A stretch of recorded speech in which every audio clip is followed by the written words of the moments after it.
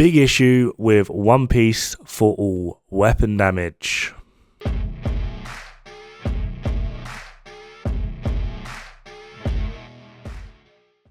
Annoyingly, this is kind of like a repeat because I have pretty much done this video before where I discussed the difference between things like Fenris versus Grupo on an AR build. It did pretty well, however it was 11 months ago, so I'm not expecting everyone to have seen this, as well as I have learned a lot more since then, so I'm going to revisit this. And although what I said in that video still kind of holds true, there has been like one rebalance change since then, which does allow for Fenris to hold its own a little bit better, and that simply is just expertise. However, there is still one huge underlying issue, which after rewatching that video, I didn't even mention. So the premise of that video as well as this one is, say for example, we're running the standard high-end DPS build, 3-piece Providence, Contractors, Foxes. That's 5 pieces. In that 6th slot, if you don't have Coyote's Mask or Dodge City Holster, blah de blah de blah, you are forced to make a choice between Fenris or Grupo. What one is better? So, given the options between this, which is again, like I said, 3-piece Providence, Contractors, Foxes, and a Fenris Mask, 60 crit chance, 161% critical hit damage, or do we run the exact same thing but for Grupo Mask?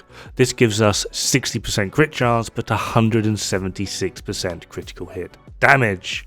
Now in terms of performance, these two are actually near enough identical, which may actually surprise you. What's the point of this video?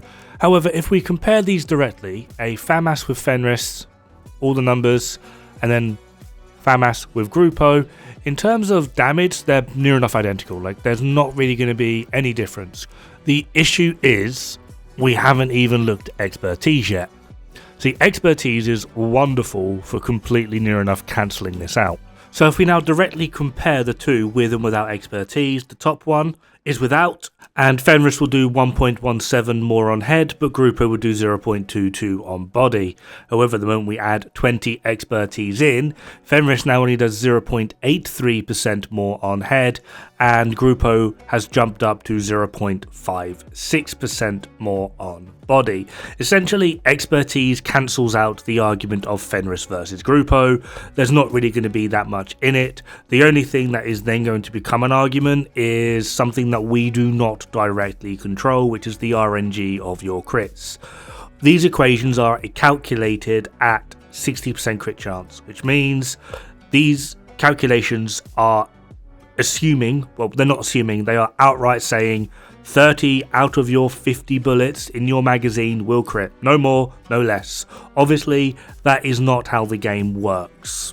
Sometimes you might get 28, sometimes you might get 34. Now the problem here is, because we have no control over this, it's going to be very hard to say. Typically speaking though, if you do find yourself getting more crits, Grupo will do more.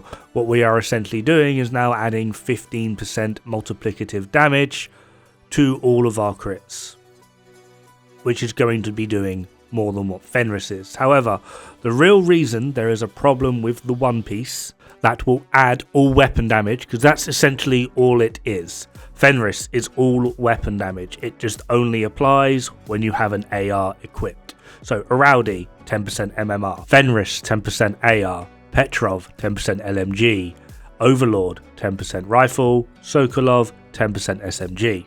There is an outlier here of Douglas and Harding for pistols. However, the big annoying catch to this is just simply the fact that it's 20%, which can compete with other multipliers just because it has that much of a higher value. There are also two other outliers for this, which after I said Petrov and Overlord, some of you probably went, what about Contractors and Foxes?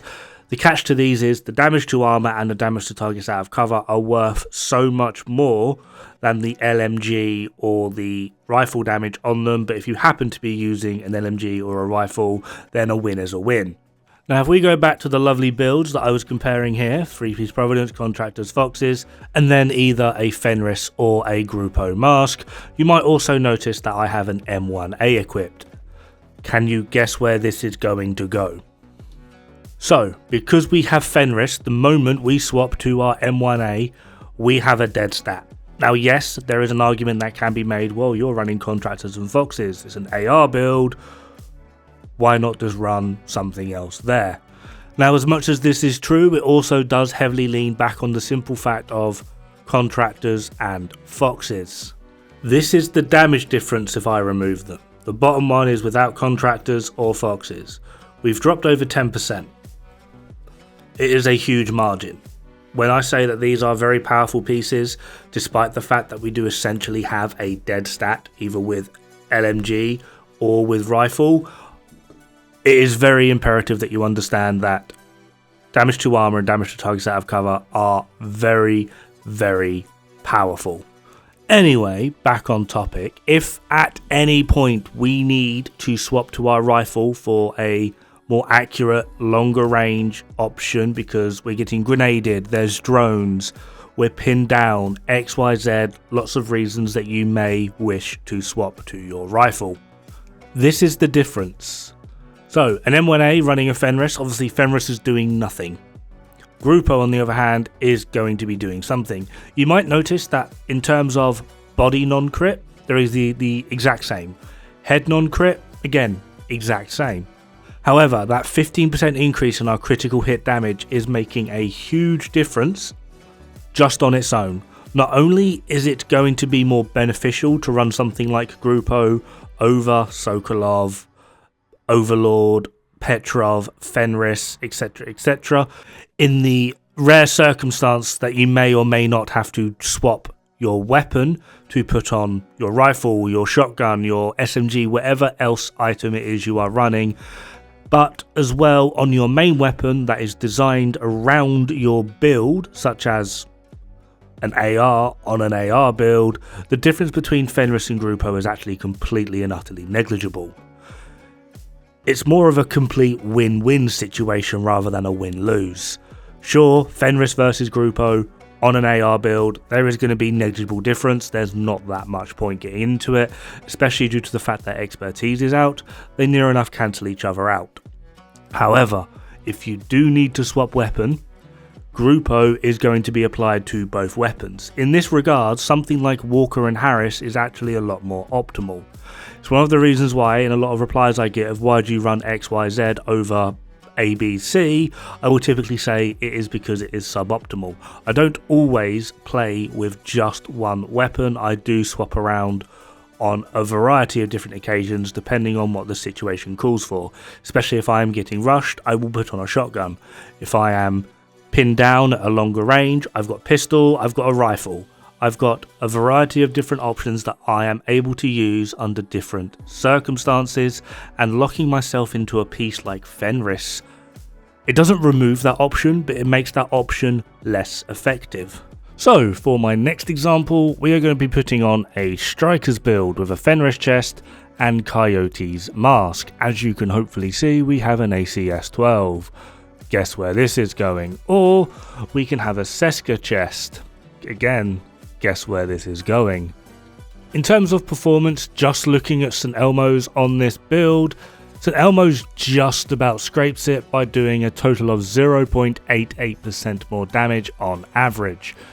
Although the headshots do both say 100%, there is a very clear difference of about 100 damage in favour of Fenris over Seska, but then on body shots, Seska will do more.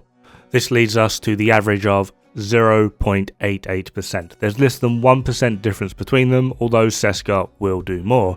However, like I said, we have an ACS-12. Now the argument of I only use my ACS-12 for just stacking, to me is kind of stupid, because considering the fact that on this build, Elmos would do an average of 10 million DPS, whereas an ACS-12 on this build would do an average of near enough 13 million DPS. So while utilizing that ACS-12 and while getting your stacks, why not try and kill things? So here we have the ACS-12 with the Fenris. As you can see, it's not too shabby. Remember as well to divide all of these by 8 to get your individual pellet damage, but in terms of overall DPS, ACS-12 with Seska will do a grand total on an average of 4.98% more. Now, because we're dealing with very big numbers, that 4.98% is actually going to equal quite a lot more in terms of DPS. In fact, the averages go from 12.3 to 13 million DPS, 12.3 being Fenris and 13 million being Seska. We literally gain over 700,000 DPS. This is your average crit AR shot. That's how much you're missing. And then again, adding in expertise into this, it takes the difference between Fenris versus Seska on this particular build, utilizing Elmos, which was originally 0.88% to 1.22%. And the difference between Seska and Fenris utilizing the ACS 12 goes from being 4.98% to 7.21%. Yeah, because of expertise, it near enough removes the argument for things like One Piece Fenris, Sokolov, Badger, etc, etc. Now obviously I am not saying don't run Fenris, don't run Sokolov, don't run Badger Tough. You play your way. I'm just here to provide the information. It's understanding the context of the situation you're in with your particular build and how you have it set up. It's like saying to your girlfriend's father, I'm going to cream pie your daughter tonight. He'll probably punch you in the mouth. If you say on the other hand, we're trying for a baby, he'll probably shake your hand and buy you a beer. What you have just said to him, in a nutshell, is the exact same thing, but it's understanding how you go about it that makes the difference. Typically speaking, simply just because we have 3 weapons, and at certain points you may or may not chop and change between them, going from an AR to a rifle to your pistol, or AR to shotgun. Things like Fenris, Badger Tough, Sokolov, etc. are generally considered to be suboptimal, simply just because they do not apply to every weapon that you have. Again though, there are 3 outliers, and that is going to be One Piece D&H, because 20% pistol damage, especially if you're running something like Regulus, will generally outperform things such as Seska, Grupo, etc, etc, as well as Contractors and Foxes, just because of the stat that they have on them, Contractors being damage to armor, Foxes being damage to targets out of cover. These will generally outperform their dead stat, being Petrov 10% LMG damage, or for Overlord 10% rifle damage. This is also the reason why that typically on an LMG build, where if you are running, which I would heavily recommend, something like Contractor's Gloves, putting damage to armor on the LMG is also suboptimal. You want rate of fire. You already have damage to armor from Petrov Contractor's Gloves. Anyway, hope you enjoyed this video. Thank you very much for watching. If you're still here, have fun, good luck, don't die. It's bad for the health.